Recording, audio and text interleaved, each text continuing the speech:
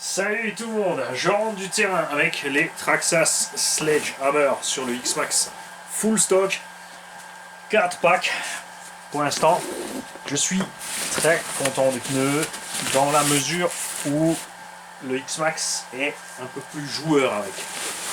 J'ai l'impression de rouler mon HPI Savage Flux HP le cours en 5S. Avec les pneus d'origine du HP, on est vraiment plus sur un comportement de Monster Truck. On est tombé sur les côtés, on les a pincés entre les arbres et les cailloux. Les flancs ne se sont pas déchirés, c'était ma plus grande crainte. Et il s'est rien passé. On n'a pas déchiré le pneu non plus, malgré qu'on a toujours chez Traxxas les trous dans la jante et pas dans le pneu. Après, chacun sa petite école. Le trou dans la jante permet au pneu de gonfler. Et à l'atterrissage, il t'économise un max de trucs, mais tout ce qui rentre dans la jante rentre dans le pneu. Alors que jante fermée, trou dans le pneu, le surplus est toujours éjecté. On est toujours en surpression. Mais voilà, on les a essayés comme ils sont. Et pour l'instant, je suis content. Et le seul point négatif, c'est le décollage de ces pneus. Et ça, c'est global. À part Jetco. Franchement, en pneus loisirs, hein, je parle de pneus Monster et pneus Truggy, enfin Muggy. À part Jetco, ces derniers temps, on a absolument tout sans arrêt décollé. Louise, Proline. Et j'en passe, et c'est dommage. Alors, il faut juste que je retrouve lequel est décollé. Alors, il y en a un qui s'est décollé un peu au premier run, on l'avait collé tout de suite, ça s'est bien passé. Ensuite, je dois dire que sur le dernier pack, j'ai cherché les pneus. Tu vois, celui-là il commence à se décoller. Et il y en a un qui s'est décollé complètement. Mais on l'a vraiment cherché. C'est celui-là. Là, regarde, il s'est complètement décollé. Et je t'approche parce que Mani démonte la roue, ça sera plus simple. De toute façon, il va falloir démonter la machine. Ce que je vais vous montrer aussi, c'est ce qu'il y a dans le titre de la vidéo. C'est lui les bebeux du X-Max, les fâchés Nicky Larson. Il a pris une bulle avec le Mani.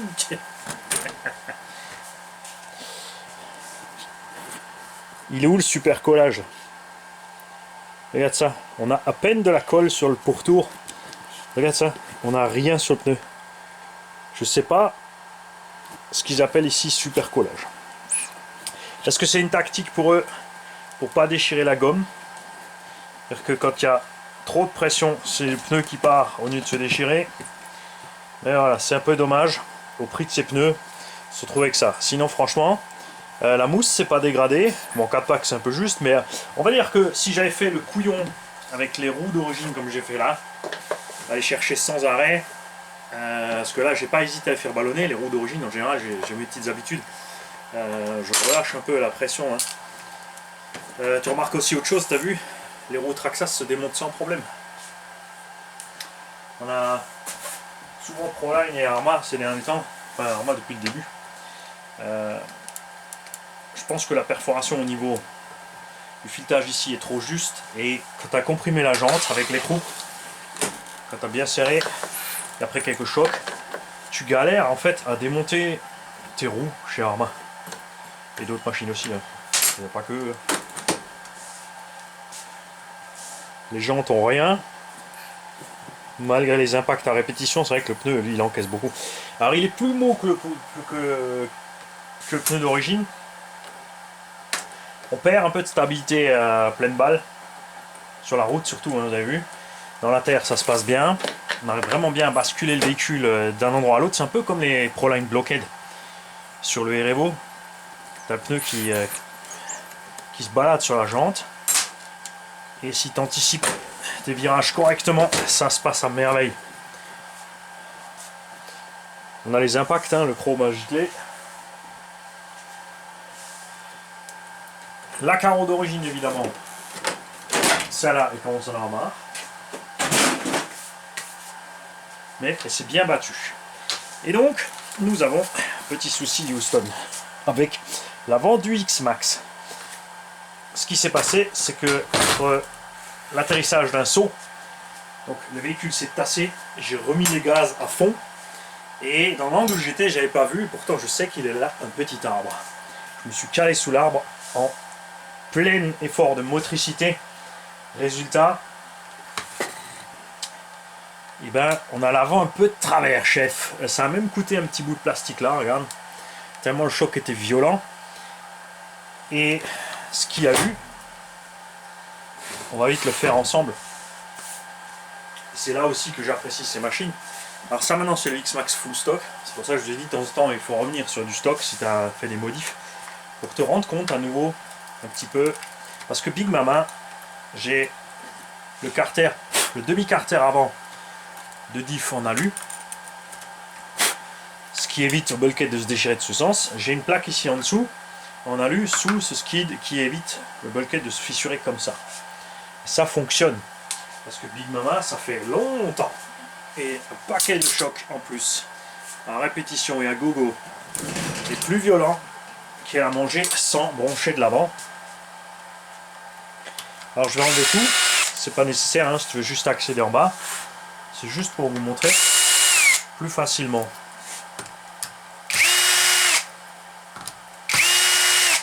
Donc 6 vis, tu peux en enlever comme que 4 et basculer le tout.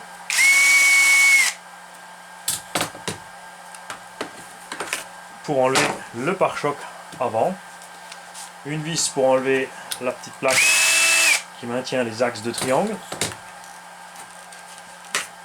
Tu vois que la plaque à lui ici, ceci ne serait pas arrivé. Regarde, on a fendu le bulkhead avant à ce niveau-là. Coût de réparation, a priori, la première vue, on en a à peu près pour 32 €. Essaie pas de faire ça avec un gros carton. Voilà, c'est plein de terre.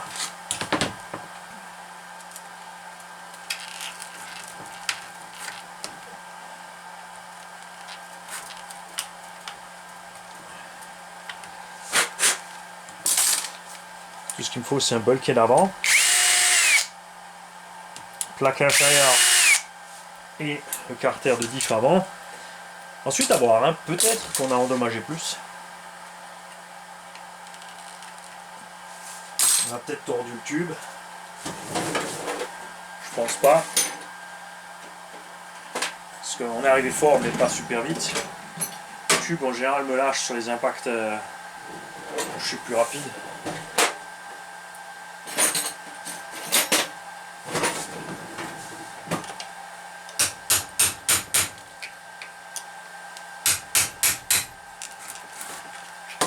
Évidemment là on a de la pression.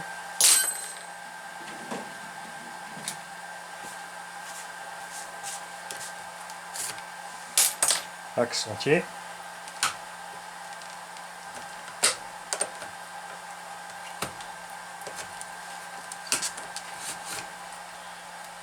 Axe entier, même pas tordu.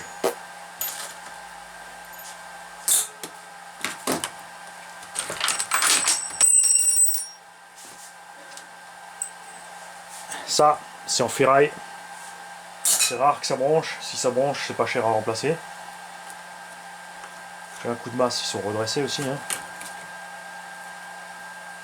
Ouais, j'enlève vite ça, ça m'embête. Comment ça, je fais mumuse, on est travailler.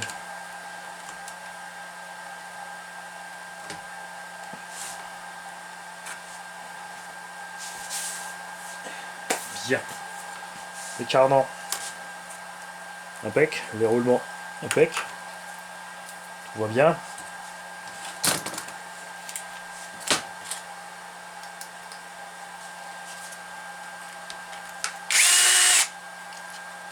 Si tu fais ça avec un véhicule conventionnel, châssis alu, c'est châssis plié, tout le bulkhead arraché du châssis.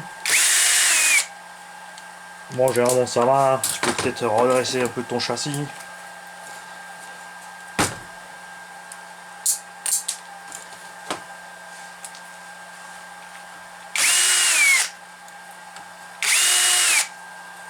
Vu que j'ai pas remis gaz, je suis parti comme un goret, normalement mon diff avant devrait s'en être sorti.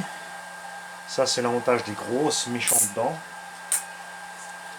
Donc celui-là, il est HS aussi, ça c'est bon.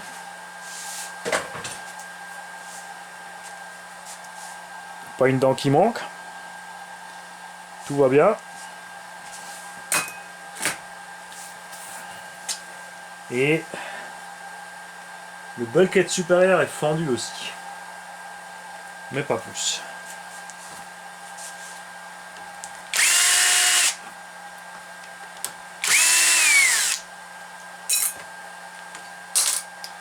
On va démonter ensemble, écoutez la vitesse réelle des choses.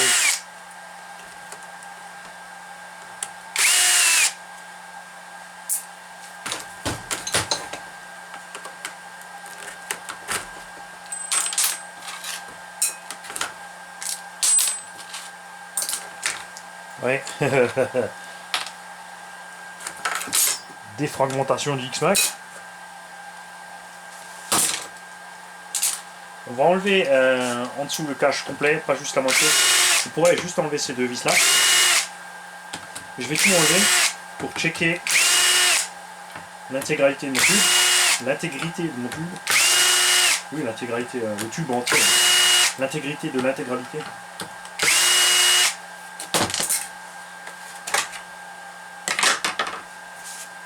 Le tube. Tout va bien. No problemo. Alors on va mettre ce qui est bon de côté là. On va laisser ce qui est foutu là, ça n'en a plus besoin. Marteau non plus dans le moment. Celui-là non plus.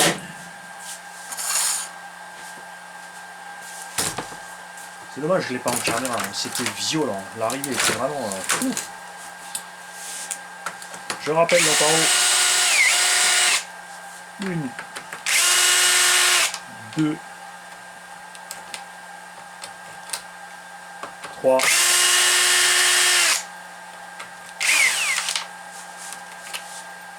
Là, j'ai mes petits bouchons grâce à un abo. Hein, des petits bouchons caoutchouc pour boucher les pluies.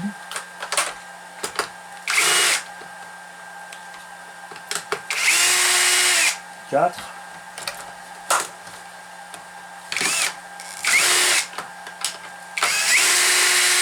5. Ça va remonter un peu mon... Voilà.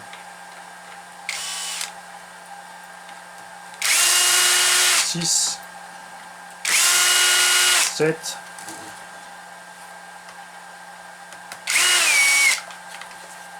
8.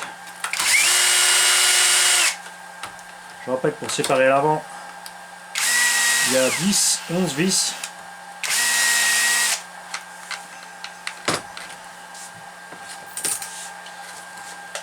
Il y a 6 vis ici, 1, 2, 3, 4, 5, 6, 7, 8, la direction 9. Et 2 vis qui sont à l'avant du skid central. Ça fait 10 pour séparer tout l'avant du X-Max en un coup.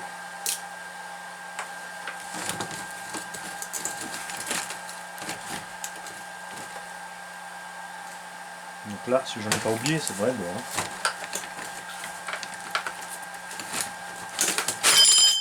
Tu vois, 10 vis pour l'avant-main et pour pouvoir bosser tranquille. La tourelle, elle tient avec ça. Là, elle s'est pas fissurée, donc c'est bon.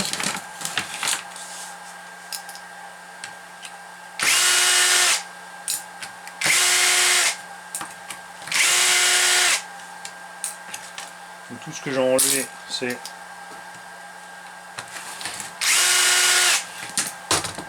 support de direction avant.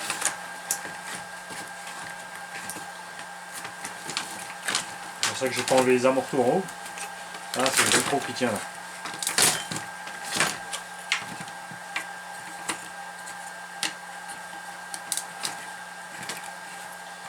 Allez mon petit, il faut y aller. Les gens t'attendent.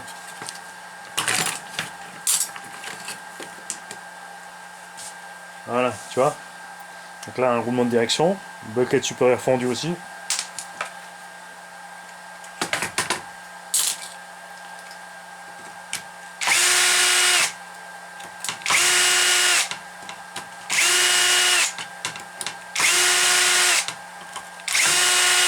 Là on enlève les vis pour récupérer les vis, et à l'intérieur on a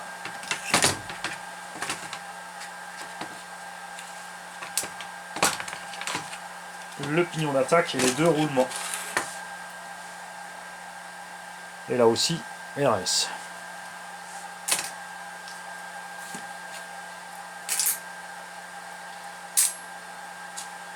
Voilà.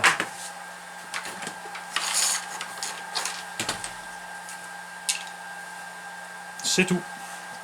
Donc moi je vais monter le bulkhead avant inférieur et supérieur neuf, la plaque en alu et le carter avant alu. On va mettre un peu de graisse au passage sur les pignons de diff. Et c'est tout. Je vais pas aller plus loin. Là c'est sûr on pourrait tout nettoyer à fond, machin, avant de remonter, mais j'ai pas envie de nettoyer la machine, elle n'a pas encore vu la flotte. Elle a une vingtaine de runs maintenant. Donc je vais faire au plus simple. Je vais bien sûr nettoyer les roulements là, c'est sûr. Faire attention qu'il n'y ait pas de saleté qui rentre à l'intérieur de mon carter, mais c'est tout.